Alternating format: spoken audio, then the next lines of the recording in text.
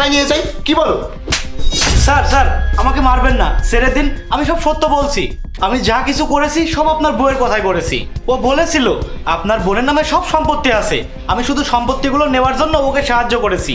আমি জেনে বুঝে কিছু করিনি স্যার, প্লিজ আমাকে ছেড়ে দিন, আমাকে যেতে দিন। জাহিদ, এই ছেলেটা সব কিছু মিথ্যা বলছে। আমি জেনে বুঝে এটা করিনি। হ্যাঁ, এটা সত্যি যে ও আমার বয়ফ্রেন্ড, কিন্তু এই ছেলেটাই আমাকে বলেছে সব করার জন্য, আর আমি ওর কথার জালে আটকে এই কাজটা করে ফেলেছি। প্লিজ জাহিদ, তুমি আমাকে মাফ করে দাও, আমার ভুল হয়ে গেছে। আমি তোমাকে অনেক ভালোবাসি, আমি তোমাকে কথা দিচ্ছি আমি আর এইটা কখনোই করব না। আর থামো অপু, আর কথা বলো না।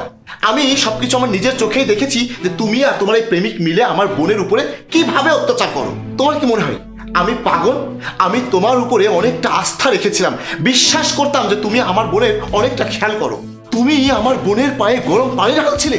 আরে অপু, আমার তো বিশ্বাস ছিল যে আমার অগোচরে তুমি